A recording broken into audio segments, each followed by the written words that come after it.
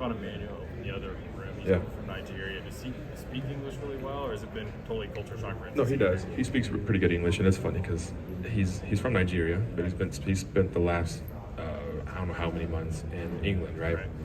At the NFL Academy. So it's funny because sometimes when you're talking to him, it sounds like he's from Nigeria. And sometimes when you're talking to him, it sounds like he's from England. And you're like, hold on a second, you can't just keep flipping accents on me, man. But no, man, he's been a great addition, and he's super excited to be here.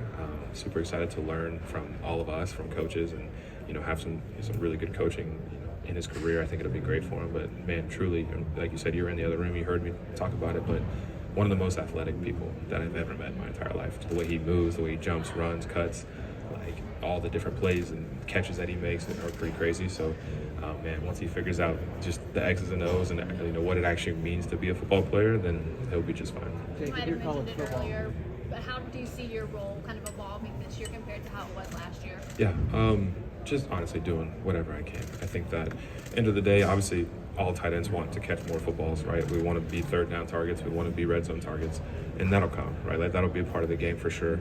But just continuing to develop, myself and put really, really good things on film and be that, that piece and that facilitator for guys like Joe, for guys like our offensive line and for our running backs, and be able to allow them to play their best ball because I'm right next to them, if that makes sense.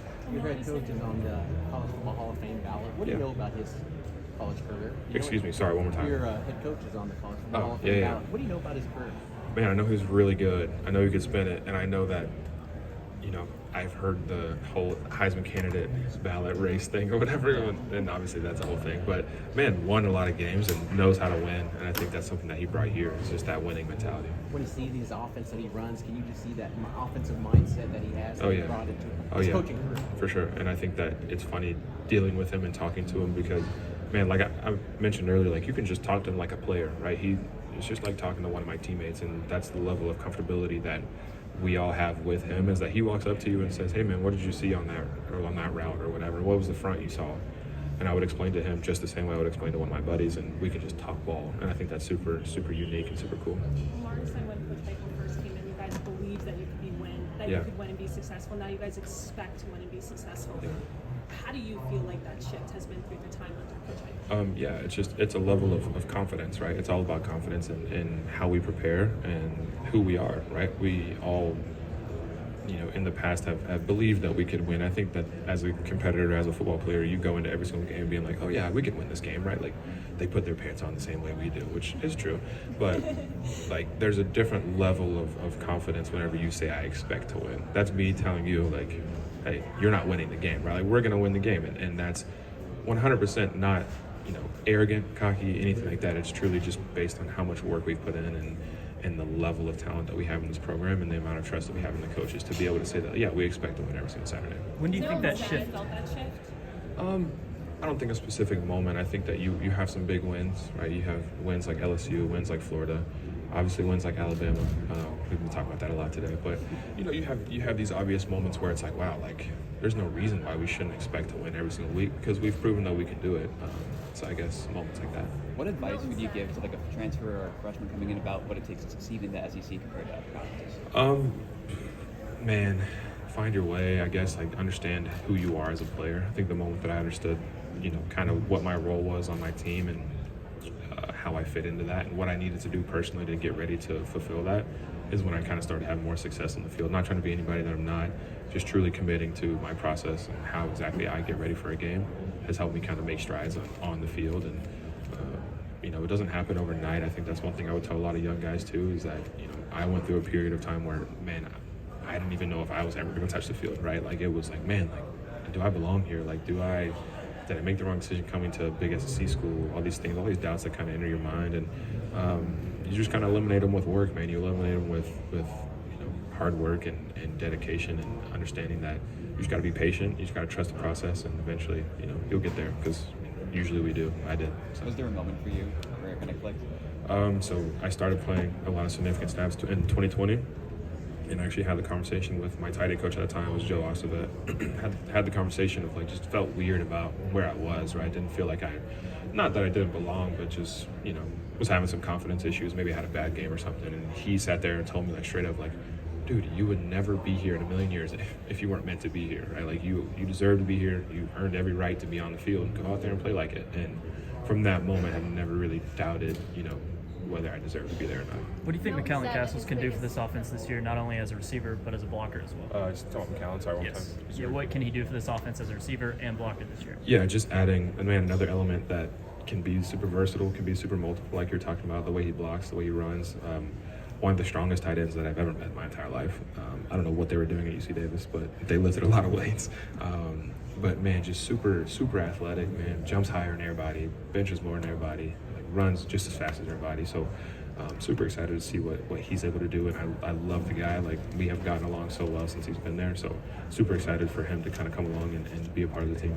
Jacob, what does Amari's leadership voice bring to the locker room with those guys and their other stuff in mind? Yeah, just knowing that we have guys like that, because obviously, me, Joe, some of our other guys on the offense, some guys on the offensive line kind of handle the offense, right? And it's full team leadership that we need, right? But at the end of the day, like, I am in control of my tight end room. I'm in control of the offense. I know what's going on this side of the ball. Having guys like Amari that, we can trust that, hey, if there's an issue on the defensive side of the ball, like, I know he's got it taken care of. Guys like him, guys like, Jalen McCullough is one of our safeties, and just guys like Warren Burrell at corner. Like, we know that each position group, Aaron Beasley at linebacker, there's all these guys that you can look at that are just super well-trained leaders.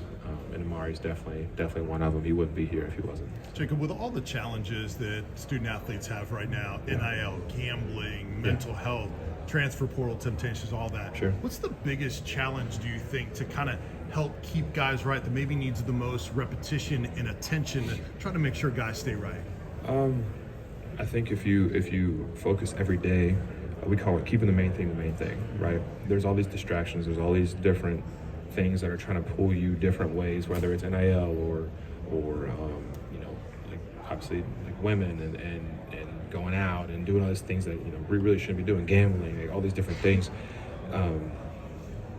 There's just things that you have to understand that as a cultural player right now, you can't gamble, you can't do all these other things. Like, you can't, like, obviously the hazing stuff comes up, but you can't treat people like that. And just, it's a matter of living your life the right way and understanding that right now the main thing is that I become the best football player that I possibly can. And at the end of the day, if I'm not doing that, then I need one of my teammates to check me. And then if we're all doing that, then we'll be just fine. Who are some guys that have caught your attention in the offseason? Young guys, old guys. And anyone that stood out? Anybody. So I really like the way that Dylan Sampson has come along in the running back room. I really like the way that Ramel has kind of continued to develop. I think you saw a lot of his talent last year. With just him continuing to put in work, extra work every single week, every single day.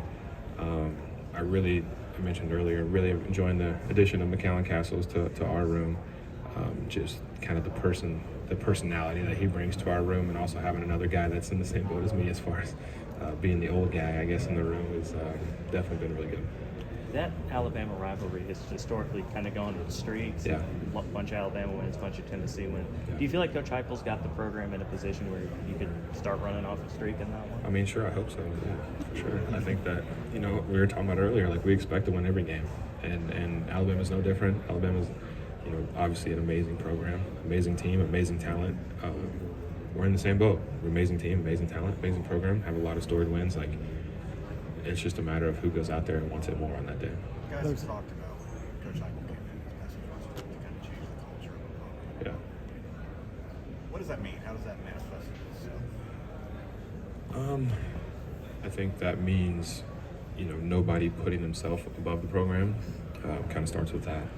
Coach talks about respect a lot, and respect goes three ways, right? It's from the player to the coach. So understanding that no player should be, talking back to a coach, should be, using foul language towards a coach, right? There should be a level of respect as, first of all, my elder. Second of all, someone that is an authority figure.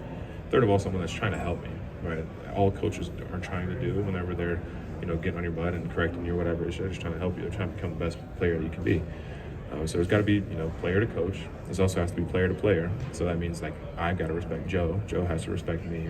I've got to respect all my teammates on the other side of the ball. When we're in fall camp, right? And things get tough and you're getting tired and you're hot and you don't want to be there. I can't lash out against one of my teammates and become disrespectful, because now that breaks the bond that we have, right? That damages that bond. And then the third one is just, coach to player. I've never doubted, never questioned the respect that Coach Heupel has for me as a person, for me as a player as well. And that goes for all of our coordinators, all of our, position coaches, assistants, everything like that. The amount of respect that is circulated around the building is really unmatched. And I think that that's the reason why our culture has become. Joe Milton said, go ahead. Nothing. One more question. Go ahead. Joe Milton said that his biggest step in his game is that he's been able to trust himself. He's always had the high IQ, but where do you see the trust in himself shining in his game? Just his arm, right? That guy's got probably the biggest arm in the nation, and I think just him being able to trust the fact that, I got that receiver running, like I'm just gonna let it go, and like understand that we've had the repetitions, we've had the time put in practice to where, I know where that guy's gonna be. Now he just has to trust it and just let it go. Understand he's not gonna overthrow, he's not gonna underthrow, he's not gonna miss the ball. Trusting himself to really just let it rip.